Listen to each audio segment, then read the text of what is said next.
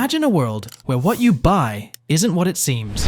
You stroll into a store, excited for a great deal, only to discover that the product you just snagged is a clever imposter, a shadowy twin with a hidden agenda. We're not just talking about knockoff handbags or imitation watches. This is a billion-dollar underworld where deception meets demand. Hold on to your seat, because we are going to take you on a thrilling exposé into the shadows of counterfeiting. At its core, counterfeiting is the craft of imitating something genuine with the malicious intent to deceive. This deception extends far beyond just copying currency. It involves replicating documents, consumer goods, and various products. The goal? To make the fake indistinguishable from the authentic, often leading to substantial economic losses, legal ramifications, and in some cases, severe health risks. Counterfeiting can take many forms. It can be the reproduction of currency without legal authorization, the creation of forged or altered documents, such as passports, identity cards, or legal papers, the replication of popular brands and products, often of lower quality, forging works of art, rare collectibles, or limited edition items, and the production of fake medications, often with harmful or ineffective ingredients. Counterfeiting traces its roots to ancient times in the 5th century with a character named Alexander the Barber. A counterfeiter so skilled, he went from forging coins to being employed by the state itself. Fast forward to the days before paper money and meet the English couple, Thomas and Anne Rogers. Their method? Shaving the edges off silver coins to lighten the load. A dangerous game that led to a grisly end.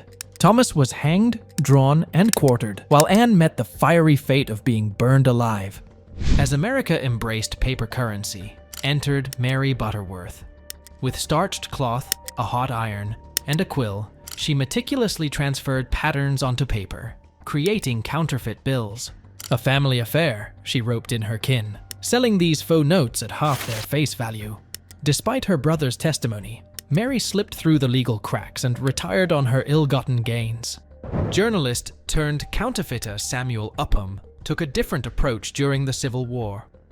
Initially crafting fake Confederate notes as novelties, his plan backfired when traders removed a crucial line, flooding the South with counterfeits.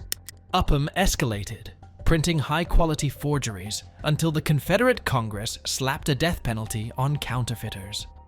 By the end, Upham claimed a staggering $15 million worth of fake notes. Counterfeiting wasn't limited to individuals. In the 1920s, Hungary plotted to purchase 10 million fake francs for revenge, while during WW II, Germany and Austria forced artists in concentration camps to produce forgeries. Today, the crown for impressive counterfeits goes to North Korea, where superdollars are so flawless they rival the real deal. Fast forward to the present, and counterfeiting has become a global epidemic. With the rise of online markets, the spread of counterfeit goods, from clothing to electronics, has reached unprecedented levels. China leads the charge, producing 8% of the world's counterfeit goods, while losses worldwide amount to a staggering $600 billion. Counterfeiting might sound like a term from spy movies, but it's a real-world problem that affects us all and has an economic downside. Did you know that counterfeit products made up 5 to 7% of world trade in 2013? That's a whopping amount, and it's not just about fake handbags. In 2018, Forbes called counterfeiting the largest criminal enterprise globally. It's not just a game of imitation, it's a serious job killer. In 2014 alone, it cost an estimated 2.5 million jobs worldwide. Imagine losing your job because of some knockoff sneakers. China is the MVP in the world of counterfeiting. According to the Counterfeit Report, 80% of the world's counterfeits come from China. That's a staggering number. The impact is felt globally. The US alone is losing jobs and confidence in its own products, and we're unknowingly supporting this economic mischief. Companies spend fortunes building brands and creating trust, and what happens? Counterfeits come along and ruin it all. From clothing to gadgets, our confidence in products takes a hit. Ever noticed malls closing down? Blame it on counterfeits. The retail landscape is changing, and we're left with just giants like Walmart and Amazon. Counterfeiting isn't just about fake Louis Vuitton bags, it's a silent invader in various industries. Software, music, movies, luxury goods, even pharmaceuticals. No one's safe. Imagine taking fake medicine that harms you. Counterfeit pharmaceuticals rake in $217 billion a year, playing with people's health. The fight against counterfeiting is real, but it's growing. The OECD estimated that in 2013, counterfeit goods accounted for about $461 billion, around 2.5% of total world trade. That's not pocket change. Despite better tech to catch them, the problem is not going away. It's becoming a major threat to modern economies, and we're all caught in the crossfire. Counterfeiting is not just a money problem, it's a safety hazard. Since counterfeits skip safety standards, they use cheap, dangerous materials that harm consumers and the environment. Think about it. The money lost in dealing with the aftermath could have been spent on education or healthcare. Now imagine this. Buying a fancy gadget online, thinking it's the real deal, only to discover a cheap imitation. Annoying, right? Clever ways exist to outwit sneaky counterfeiters and protect consumers. In a smartphone-driven world, trusty devices become superheroes in the fight against fakes. Scanning a product with a phone tells if it's legit.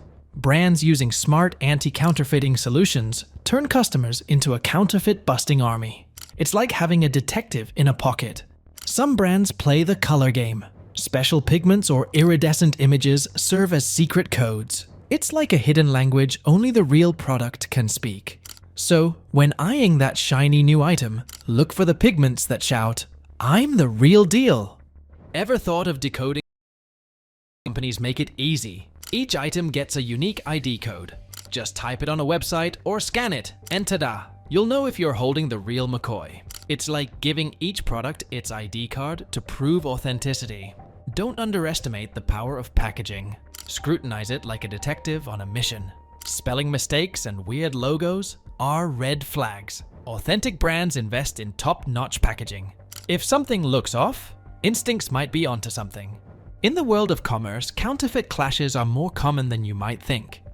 Gucci and Yves Saint Laurent once faced off against a Chinese online shopping group accused of peddling fake treasures. Meanwhile, Bottega Veneta entered a legal ring with the Bank of China over account info for alleged counterfeit sellers. In Grand Prairie, Texas, a beauty blunder unfolded with over $40,000 worth of counterfeit makeup surfacing at a local flea market.